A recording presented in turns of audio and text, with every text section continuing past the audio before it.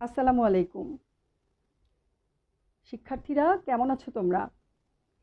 আমি মোসাম্মদ আফরুজা বেগম আবার তোমাদের কৃষি ক্লাস নিতে চলে এলাম। আশা করছি তোমরা সবাই ভালো আছো, সুস্থ আছো।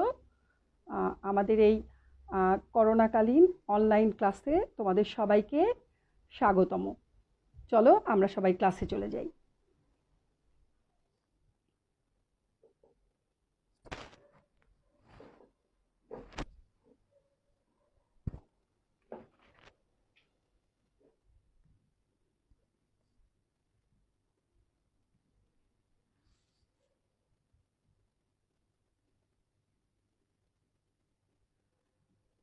আমরা গত ক্লাসে পড়ছিলাম কৃষি শিক্ষা প্রথম পত্রের দ্বিতীয় অধ্যায় ভূমি সম্পৃক্ত কৃষি প্রযুক্তি। আমরা এই ভূমি সম্পৃক্ত কৃষি প্রযুক্তির উপর অলরেডি 3টা লেকচার দিয়ে ফেলেছি। আজকে আমাদের চতুর্থ লেকচার। আমি একটু পেছনের ক্লাস থেকে শুরু করি, একটু রিভিউ দিয়ে নেই, তাহলে তোমাদের বুঝতে সুবিধা হবে। আমরা এই অধ্যায়টি পড়ে যা যা শিখব তার একটা স্লাইড আমি তৈরি করেছি। এর মধ্যে আমরা 1, 2, 3 যেই শিক্ষণীয় ব্যাপারগুলো ওগুলো পড়ে ফেলেছি গত ক্লাসে।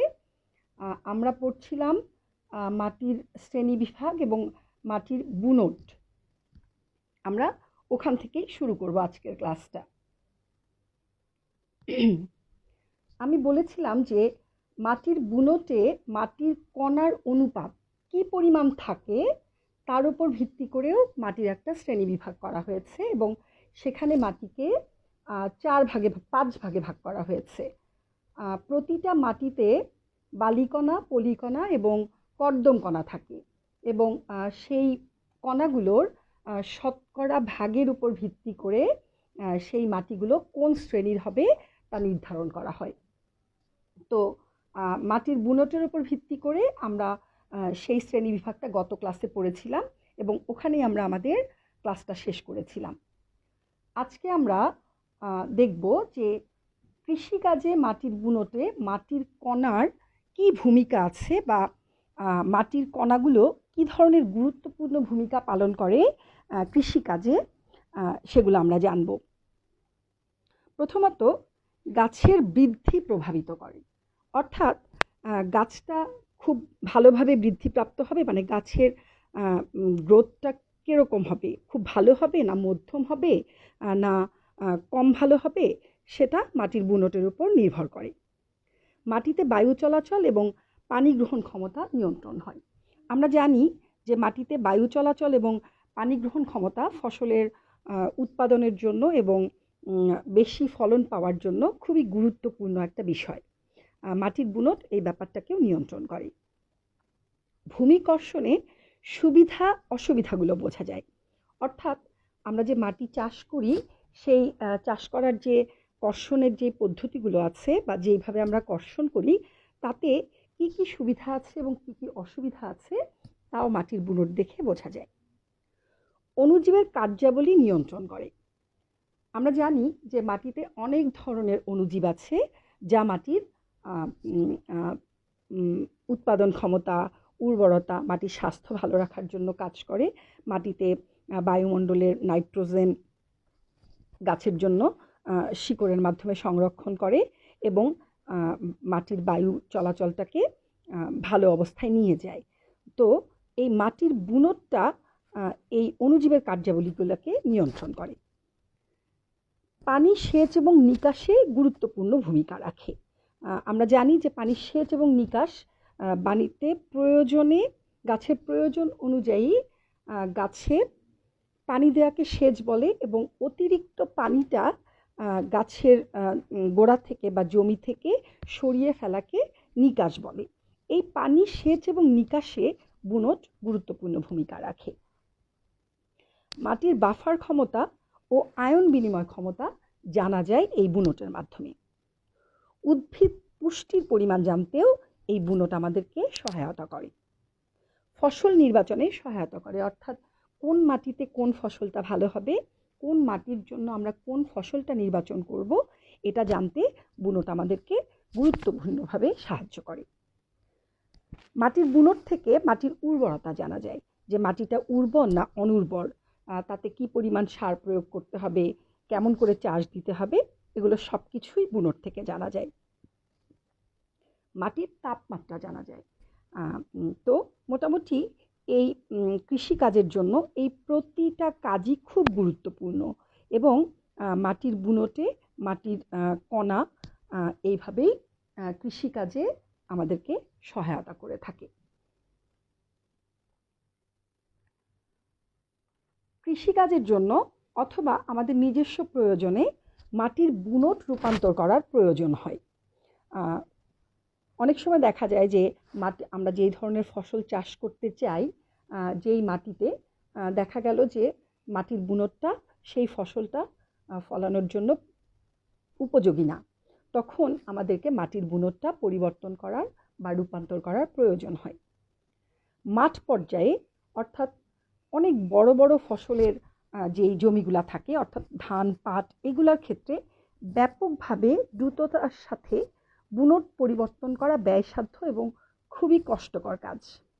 তবে বীজতলায় ও পট কালচারে এবং উদ্যান ফসলের জন্য গাছের গোড়ার মাটির বুনট সহজে পরিবর্তন করা যায়।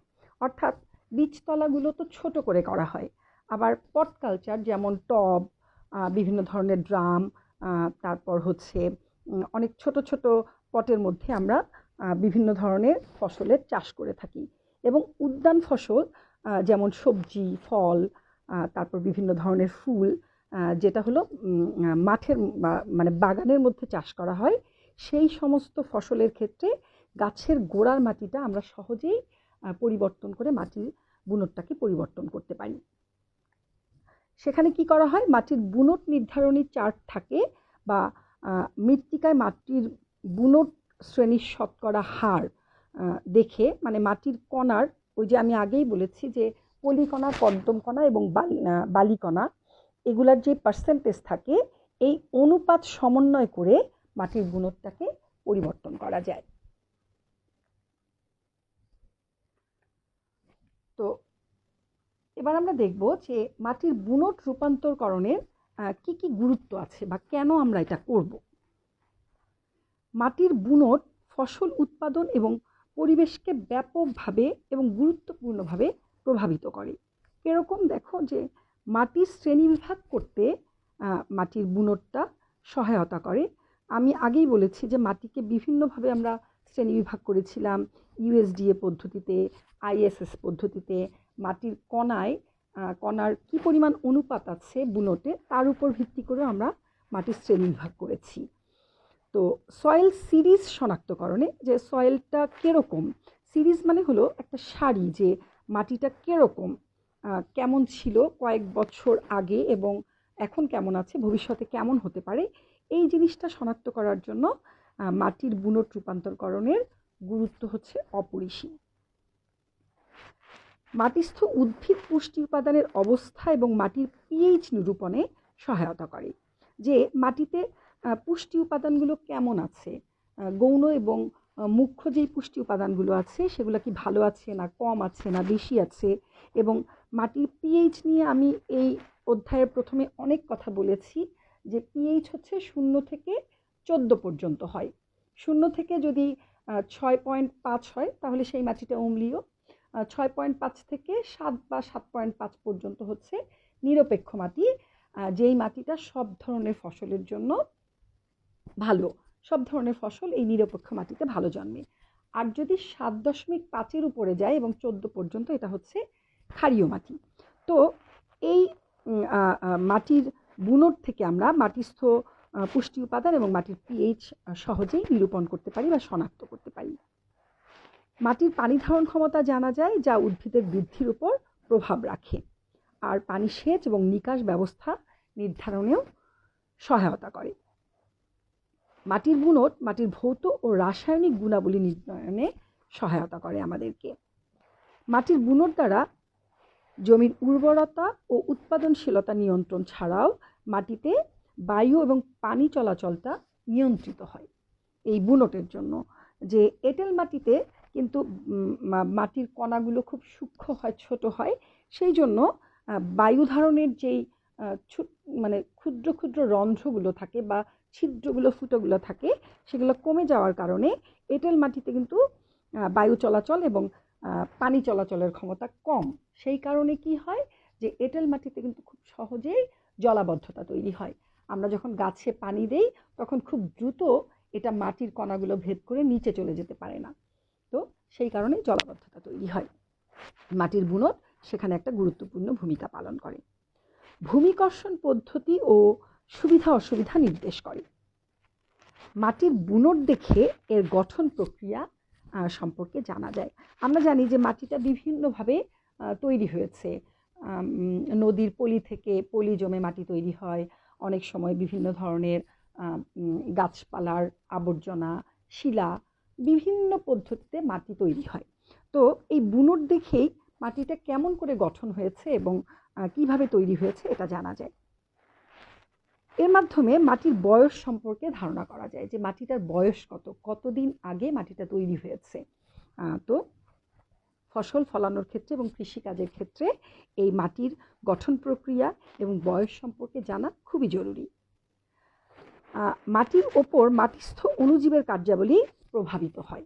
তো মাটির বুনটে প্রভাবিত হয়, যেমন দোআঁশ মাটিতে অণুজীবের কার্যাবলী খুবই ভালো হয় এবং দ্রুত হয়, এবং এঁটেল মাটিতেও কিছু কিছু অণুজীবের কার্যাবলী ভালো দেখা যায়, কিন্তু অনেক অণুজীবের কার্যাবলী আবার মন্থর গতি লাভ করে আর কি। মাটির বুনট রূপান্তর দেখে সার প্রয়োগ এবং সারের ধরন সম্পর্কে সিদ্ধান্ত করা যায়, যে কোন মাটিতে আমরা কেমন সার প্রয়োগ করব, কিভাবে প্রয়োগ করব, কতটুকু প্রয়োগ করব, এগুলো সব সম্পর্কেই আমাদের সিদ্ধান্ত গ্রহণ করা অনেক সহজ হয়ে যায়। মাটির বুনটটা দেখে সফলভাবে কোন জমিতে কোন ফসল জন্মাতে পারবে তা নির্ধারণ করা যায়। অর্থাৎ কোন মাটিতে, আমি তো আগেই বলেছি যে এক একটা ফসল এক এক ধরনের বুনটের মাটিতে ভালো জন্মে। তো আমরা যদি প্রথমেই বুনটটা জেনে যাই যে কোন জমির বুনটটা কেমন, কোন মাটির বুনটটা কেমন, তাহলে সেই বুনট অনুযায়ী আমরা ফসল লাগাতে পারবো। তাহলে ফসলও ভালো হবে, সেখান থেকে আমরা উৎপাদন ভালো পাবো, ফলন পাবো এবং আমরা লাভবান হতে পারবো।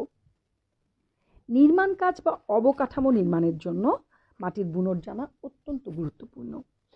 বিভিন্ন নির্মাণ কাজ, যেমন অনেক সময় ব্রিজ বানানোর দরকার লাগে, তারপর হচ্ছে বিভিন্ন ধরনের বিল্ডিং, বিভিন্ন ফার্ম বানানোর প্রয়োজন হয়, ফার্ম হাউসের ঘরগুলো বানানোর প্রয়োজন হয়, শিল্প কারখানা, রাস্তাঘাট, এগুলো নির্মাণ করার জন্য মাটির বুনটটা জানা খুব জরুরি। মাটির বুনট দেখে রূপান্তরকরণের জন্য কি কি করণীয় তা নির্ণয় করা যায়।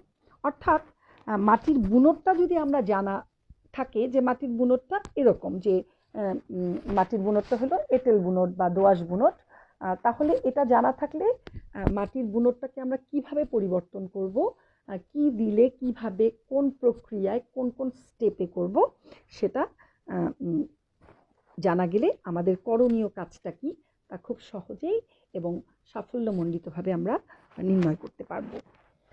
তো এই গেল হচ্ছে মাটির বুনট রূপান্তরের গুরুত্ব। এখন আমরা দেখব যে মাটির বুনট রূপান্তর করার উপায়গুলো কি, যে কিভাবে আমরা মাটির বুনটটাকে রূপান্তরকরণ বা পরিবর্তন করতে পারি। সবুজ সার ব্যবহার করে করতে পারি, সবুজ পাতা সার ব্যবহার করে করতে পারি, খামারজাত সার ব্যবহার করে, কম্পোস্ট সার ব্যবহার করে এবং কেঁচো সার বা ভার্মি কম্পোস্ট ব্যবহার করে। মোটামুটি এই 5টা পদ্ধতির মাধ্যমে আমরা মাটির বুনট রূপান্তরকরণ বা পরিবর্তন করতে পারি। এই 5টা পদ্ধতি নিয়ে আমি এখন আলাদা আলাদা করে বিস্তারিতভাবে তোমাদেরকে আলোচনা করব। প্রথমেই দেখো যে সবুজ সার ব্যবহার করে মাটির বুনট কিভাবে রূপান্তর করা যায়। জমিতে জৈব সার ব্যবহার করলে ফসলের উৎপাদন বাড়ে এবং ভূমির উর্বরতা ও উৎপাদন ক্ষমতা বাড়ে এবং বুনটও পরিবর্তন হয়। বাংলাদেশের জমিতে দিনে দিনে জৈব পদার্থের পরিমাণ শতকরা প্রায় 1/ভাগের নিচে চলে যাচ্ছে, যেটা খুবই মানে খারাপ লক্ষণ এবং আমাদের কৃষির জন্য একটা থ্রেট।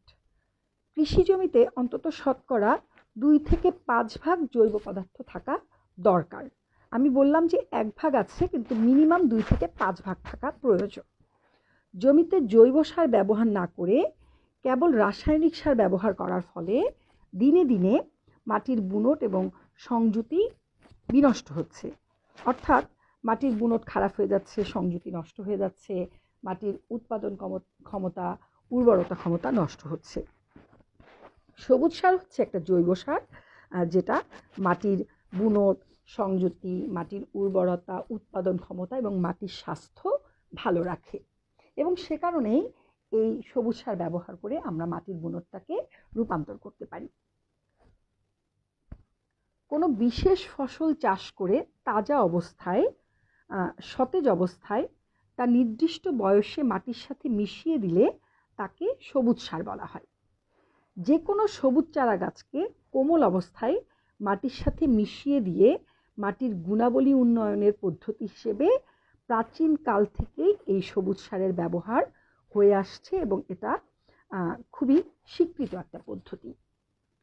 সবুজ গাছ মাটিতে মিশিয়ে দেওয়ার পর মাটিতে অবস্থানরত অণুজীবের কার্যাবলীতে মাটিতে এটার বিয়োজন ঘটে এবং এগুলো পচনশীল জৈব সারে পরিণত হয় আস্তে আস্তে।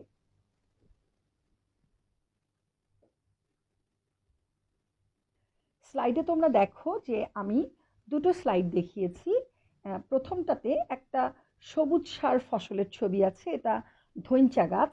তারপরে স্লাইডে তোমরা দেখো যে এই যে যেই জমিতে ধইঞ্চাটা চাষ করা হয়েছে, এরপরে ওই যেই জমিতে ওটা চাষ করা হয়েছে ট্রাক্টর দিয়ে আবার ওই জমিতেই এই গাছটা সবুজ সতেজ থাকা অবস্থায় সেই মাটির সাথে মিশিয়ে দেওয়া হচ্ছে এবং কচি থাকা অবস্থায়। এর ফলে কি হচ্ছে যে মাটিতে খুব সহজেই ওই কচি নরম কাণ্ড, লতাপাতা এবং শিকড়গুলো মাটির সাথে মিশে যাচ্ছে। মিশে গিয়ে কি হচ্ছে, বিয়োজিত হচ্ছে এবং পরে এটা জৈব সারে পরিণত হচ্ছে। আচ্ছা, এখন এই সবুজ সারের কি কি উপকারিতা আছে তা আমরা একটু দেখব। লিগিউম পরিবারের উদ্ভিদ চাষ করলে তা মাটিতে যথেষ্ট পরিমাণ সবুজ পদার্থ এবং নাইট্রোজেন যোগ করে। আমি তোমাদেরকে আগেও বলেছি যে লিগিউম জাতের সবুজ সারগুলো কি করে, যে শিকড়ে একটা দানা তৈরি করে, যেটাকে আমরা বলেছিলাম রাইজোবিয়াম, এবং সেটা কি করেছে, মানে বায়ুমণ্ডলের নাইট্রোজেনকে গাছের শিকড়ে কি করছে, আবদ্ধ করে সেটা মাটিতে ছড়িয়ে দিচ্ছে গাছের উপকারের জন্য। গভীরমূলী গাছ মাটির গভীর স্তর থেকে খাদ্য উপাদান পরিশোষণ করে মাটির উপরিভাগে নিয়ে আসতেছে। কিরকম করে নিয়ে আসছে, যে মাটির একদম নিচের লেয়ারে যে পুষ্টি উপাদানগুলো ছিল, আমরা সবুজ সারটা যখন চাষ করছি তখন সেই সবুজ সারের গাছের শিকড়টা ওই মাটির গভীর থেকে ওই পুষ্টি উপাদানটাকে গাছের কাণ্ড এবং লতা পাতার মাধ্যমে গাছের একদম উপর অংশে নিয়ে আসতেছে। নিয়ে আসার পরে আমরা সেই গাছটাকে আবার কোমল এবং সতেজ অবস্থায় মাটিতে মিশিয়ে দিচ্ছি এবং সেই মিশিয়ে দেওয়াটা কিন্তু মাটির উপরের স্তরে। এর ফলে কি হচ্ছে, মাটির গভীরের খাদ্য উপাদানগুলো উপরে চলে আসছে। অতীত রাখার বদলে সবুজ সার ব্যবহার করলে মাটিতে তো জৈব সার সংযোজন হয়ই, সেই সাথে আমরা সেই ভূমিটাকে ক্ষয় থেকে রক্ষা করতে পারি। জমিতে যদি গাছ না থাকে, যদি পতিত থাকে, খোলা থাকে, তাহলে বৃষ্টিতে, বাতাসে বা গবাদি পশুর পদচারণায় মাটিটা ক্ষয় হতে থাকে, কিন্তু আমরা সবুজ সার ব্যবহার করলে এই ক্ষয়টাকে রোধ করতে পারি। সবুজ সার মৃত্তিকাস্থ অণুজীবের কার্যাবলী বৃদ্ধি করে, কার্যাবলী বৃদ্ধি করে। এর ফলে কি হয়, যে মাটির উর্বরতা বৃদ্ধি পায়। সবুজ সার জমির খাদ্য উপাদান সমূহকে সংরক্ষিত রাখে। সবুজ সারটা কি করে, যে জমিতে যে খাদ্য উপাদানগুলো ছিল সেগুলা শিকড়ের মাধ্যমে শোষণ করে লতা পাতায় নিয়ে আসতেছে এবং সেটা আবার মাটির উপরের অংশে মিশিয়ে দিচ্ছি। সেই কারণে দেখা যায় যে যেই পুষ্টি উপাদানগুলো আছে জমির ভেতরেই থাকছে, নিচের স্তর থেকে উপরের স্তরে যাচ্ছে বা এক জায়গা থেকে আরেক জায়গায় স্থানান্তরিত হচ্ছে, কিন্তু নষ্ট হয়ে যাচ্ছে না বা একেবারে নিচে চলে যাচ্ছে না। তার সাথে সাথে কি করছে, মাটির তাপমাত্রাটাকেও নিয়ন্ত্রণ করছে। সবুজ সার মাটিতে জৈব পদার্থ যোগ করে। সবুজ সার মাটির সংযুক্তি উন্নত করে বায়ু ও পানি চলাচলের জন্য মাটির ভেদ্যতা বাড়ায়। অর্থাৎ সংযুতিটা উন্নত করে বায়ু এবং পানি চলাচলের জন্য মাটির ভেদ্যতা বাড়ায়, বায়ু চলাচল বৃদ্ধি পায় এবং মাটিটা যাতে সহজে নিচের দিকে চলে যেতে পারে গাছের শিকড়ের কাছে, এই ব্যাপারটাকে বাড়িয়ে দেয়। সবুজ সারের জৈব পদার্থ বিয়োজনের সময় উৎপাদিত জৈব অ্যাসিড ফসফরাসের প্রাপ্যতা বাড়ায়। অর্থাৎ যখন জৈব সারটা মাটিতে বিয়োজিত হয় তখন যেই ফসফরাসটা আছে এটা খুব সহজলভ্য হয়ে যায় এবং গাছের জন্য এটা খুব সহজেই গ্রহণযোগ্য হয়। তো মোটামুটি এগুলো হচ্ছে সবুজ সারের উপকারিতা। সবুজ সার চাষ করে মাটির সাথে মিশিয়ে দিলে আমরা এই ধরনের সুবিধা ফসলের জন্য এবং মাটির জন্য পেয়ে থাকি। বাংলাদেশের জলবায়ু ও মাটির উর্বরতার বিবেচনায় ধইঞ্চা, শনপাট, গোমটর, মাসকালাই, বরবটি, শিম, আলফালফা, ক্লোভার, লুসার্ন প্রভৃতি গাছগুলো সবুজ সার হিসেবে আমরা ব্যবহার করে থাকি। বেলে উঁচু এবং যে জমিতে পানি জমার শঙ্কা থাকে না সে সমস্ত জমিতে শনপাট সবুজ সার হিসেবে ব্যবহার করলে ভালো কাজ হয় আর কি। তবে জলাবদ্ধতা হতে পারে সেরকম জমিতে সবুজ সার হিসেবে সাধারণত ধইঞ্চার চাষ বেশি হয়ে থাকে এবং আমাদের বাংলাদেশে ধইঞ্চাটাই আসলে সবুজ সার হিসেবে সবচেয়ে বেশি ব্যবহার করা হয়। আর সবুজ সার গাছের প্রজাতির উপর ভিত্তি করে নাইট্রোজেন সংযোজন ক্ষমতা ভিন্ন ভিন্ন হয়ে থাকে। অর্থাৎ সবুজ সার হিসেবে আমরা যেই গাছগুলো ব্যবহার করে থাকি তাদের প্রত্যেকের নাইট্রোজেন সংযোজনের ক্ষমতা সমান না। বিভিন্ন গাছ বিভিন্ন রকমের নাইট্রোজেনের পরিমাণ সংযোজন করে, এটা গাছের প্রজাতির উপর নির্ভর করে।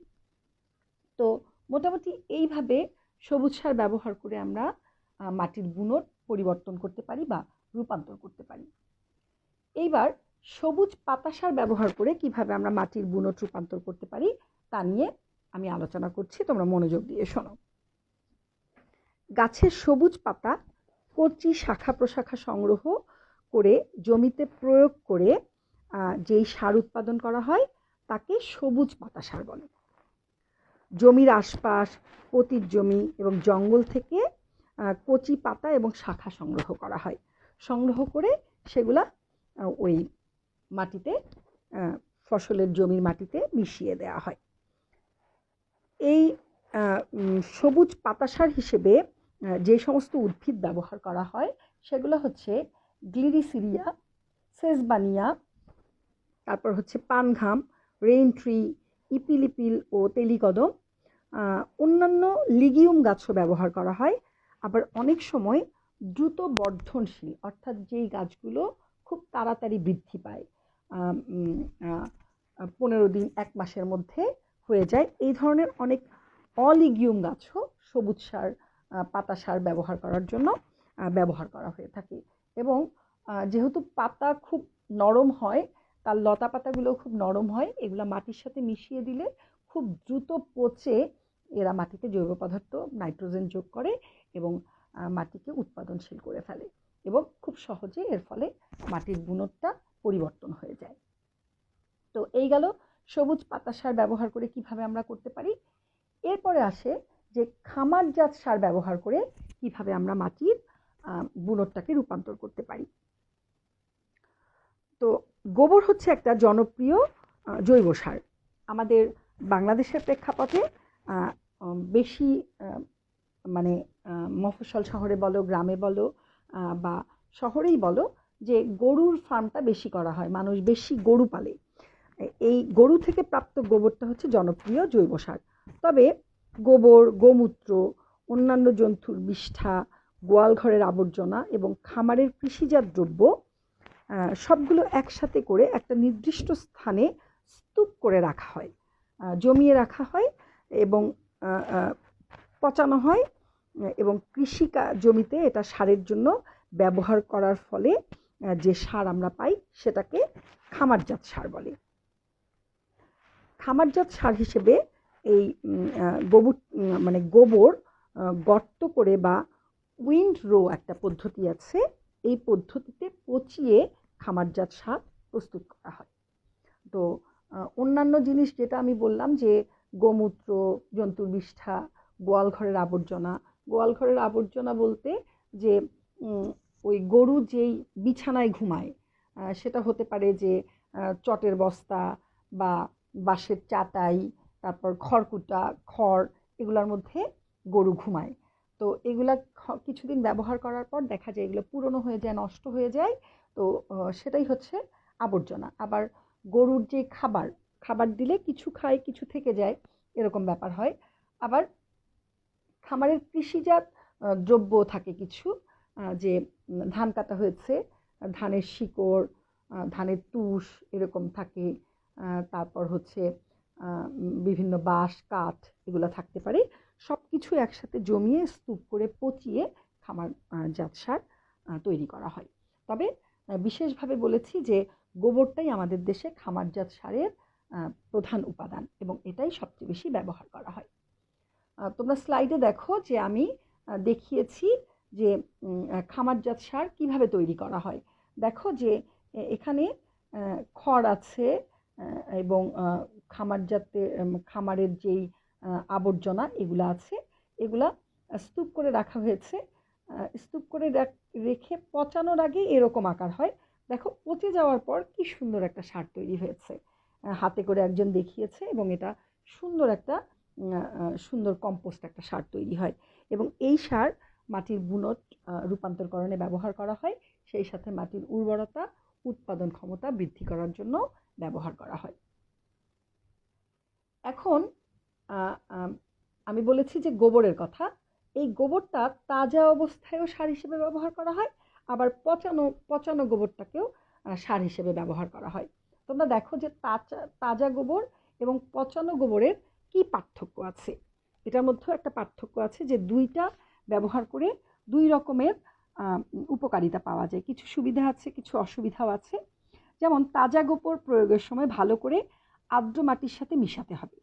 মানে তাজা গোবর যখন আমরা মাটিতে মেশাবো তখন মাটিটা ভেজা হতে হবে, ভেজা ভেজা হলে এটা ভালো হয় এবং এটার বিয়োজন বা পচানোটা খুব দ্রুত হয়। আর পচানো গোবর বিয়োজনের সময় বিক্রিয়া করে, ফলে কিছুটা অপচয় হয়। তো সেই ক্ষেত্রে এখানে আবার তাজা গোবর ব্যবহার করলে বেশি উপকার পাওয়া যায়। উপরি প্রয়োগ করলে খাদ্য উপাদান সংক্রান্ত তাৎক্ষণিক উপকার কম পাওয়া যায়। উপরি প্রয়োগ মানে তাজা গোবরটা যদি মাটির সাথে না মিশিয়ে শুধুমাত্র গাছের গোড়ায় বা মাটির উপরে রেখে দেওয়া যায় তাহলে সাথে সাথে এটার উপকার পাওয়া যায় না। ফসল থাকাকালীন উপরি প্রয়োগ করলে সে ফসলও উপকার হয়, কিন্তু পচানো গোবরটা যেহেতু বিয়োজন হয়ে কম্পোস্টের আকার ধারণ করেছে এবং জৈব সারে পরিণত হয়েছে, এই জন্য উপরি প্রয়োগ করলেও ফসল উপকৃত হয়। বেলে বুনট ও অতি সূক্ষ্ম মাটিতে তাজা গোবর বিয়োজিত হতে অনেক সময়ের প্রয়োজন হয়। মানে শুষ্ক মাটিতে, ওই যে বললাম যে শুষ্ক মাটি হলে কি হয় যে তাজা গোবরের যে রসটা আছে মাটি শোষণ করে ফেলে, এখানে একটা বিয়োজন হতে বেশি সময় লাগে। আর বালি প্রধান মাটিতেও পচানো গোবর কার্যকর হয়ে থাকে।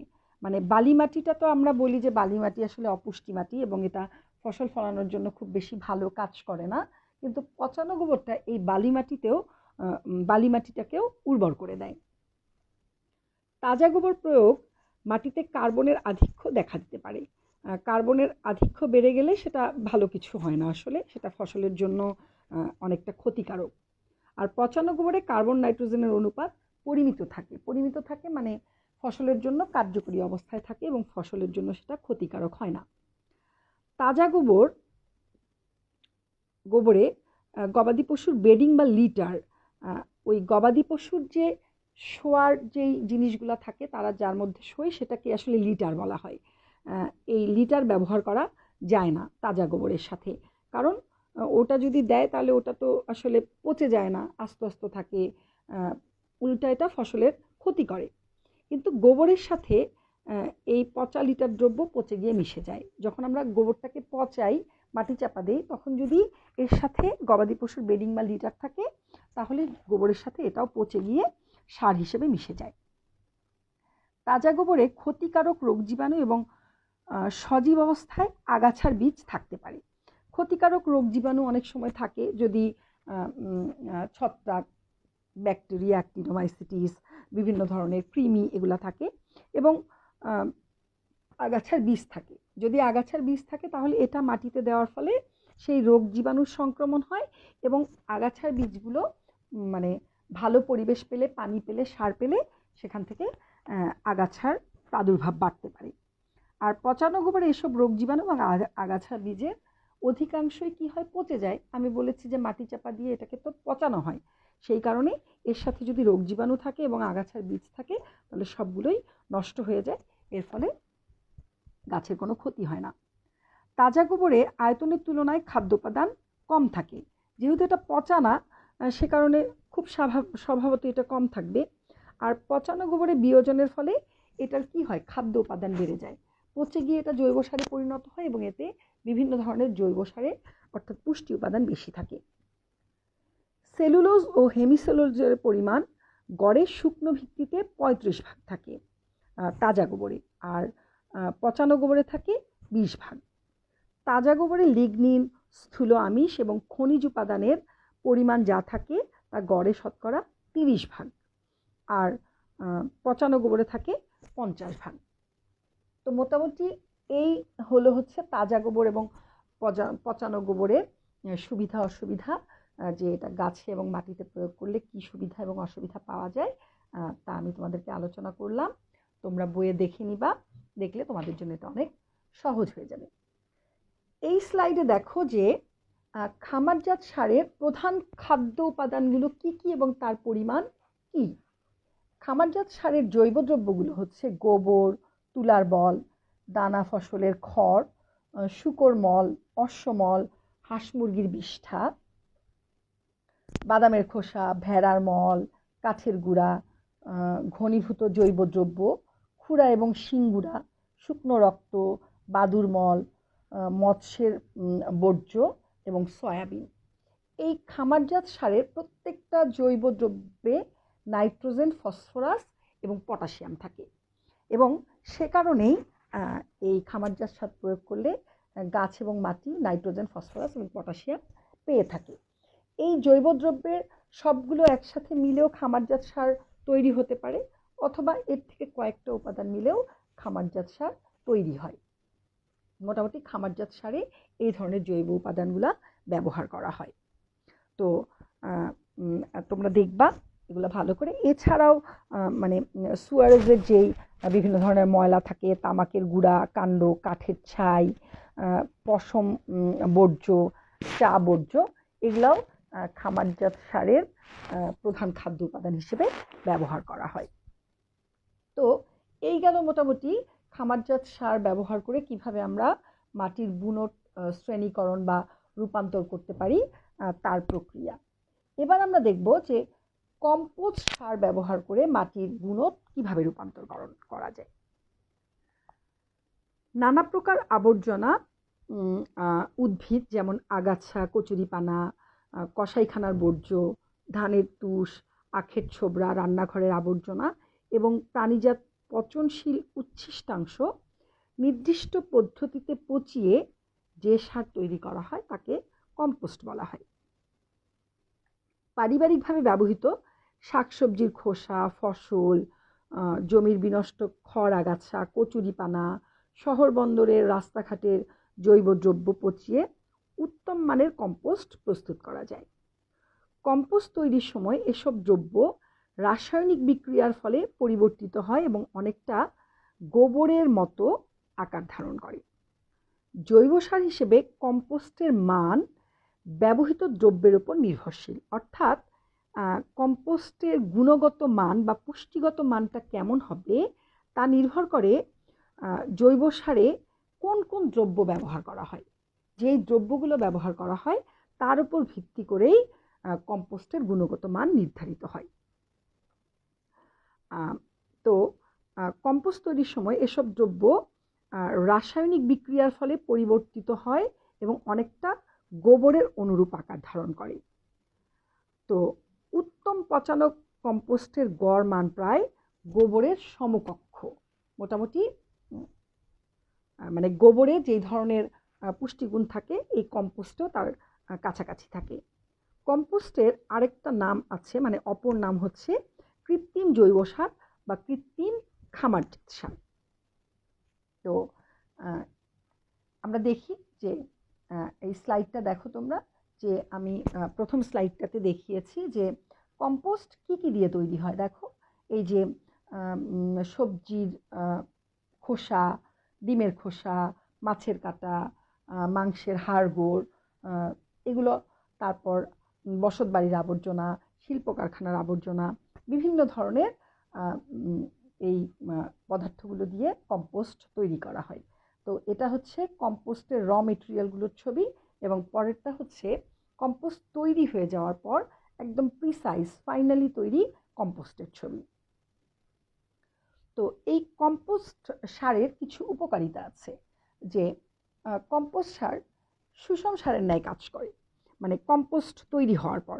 কিন্তু কম্পোস্টের যেই উপাদানগুলো আছে, গোবর, হাঁস মুরগির বিষ্ঠা, চা পাতা, খৈল, হাড়ের গুঁড়া, শিং, এগুলো কোনোভাবেই মানে এককভাবে যদি ব্যবহার করি আমরা, সেটা কিন্তু ব্যালেন্স পুষ্টি উপাদান মাটিকে দিতে পারে না। কিন্তু প্রত্যেকটা উপাদান মিলে যখন আমরা কম্পোস্ট সার তৈরি করি, সেই কম্পোস্ট সারটা মাটিতে সুষম সারের ন্যায় কাজ করে। এটা কি করে? ফসলের ফলন এবং গুণগত মান বাড়ায়, ফসলের রোগ প্রতিরোধ ক্ষমতা বাড়ায়, ফসলের ক্ষতিকারক পোকার আক্রমণ কমিয়ে দিয়ে ভালো ফসল হতে সাহায্য করে, মাটির উর্বরতা এবং উৎপাদন ক্ষমতাও বাড়ায়। সর্বোপরি কম্পোস্ট সার মাটির স্বাস্থ্যটাকে ভালো রাখে। কম্পোস্ট ব্যবহার করার ফলে পরিবেশ দূষণ হয় না।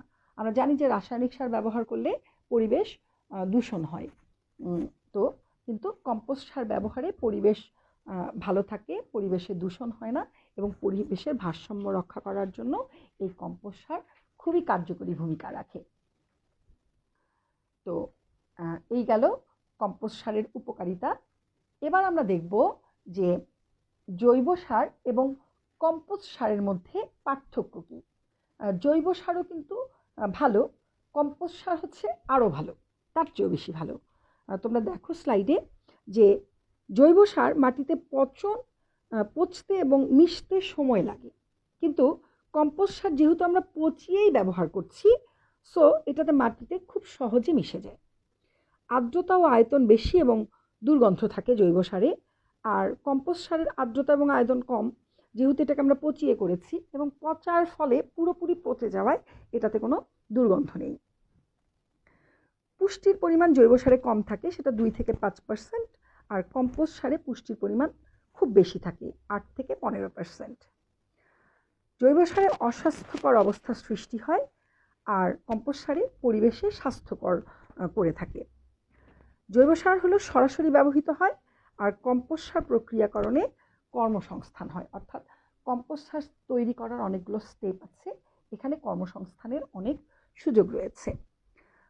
জৈব সার পরিবহন অসুবিধাজনক, আর কম্পোস্ট সার পরিবহন খুবই সুবিধাজনক। আর জৈব সার সাধারণত এক ধরনের হয়, কিন্তু কম্পোস্ট সার বিভিন্ন ফর্মুলায় তৈরি করা যায়। আমি প্রথমেই তোমাদেরকে বললাম যে কি কি উপাদান দিয়ে কম্পোস্ট সার তৈরি করা যায়। সো বিভিন্ন ফর্মুলায় তৈরি করার কারণে এরা মাটিতে বেশি পুষ্টি উপাদান সরবরাহ করে, এবং গাছের জন্য এটা বেশি উপকারী। তো মোটামুটি আমার লেকচারের টাইম প্রায় শেষ হয়ে গেছে। আমরা আজকে এই পর্যন্তই রাখবো।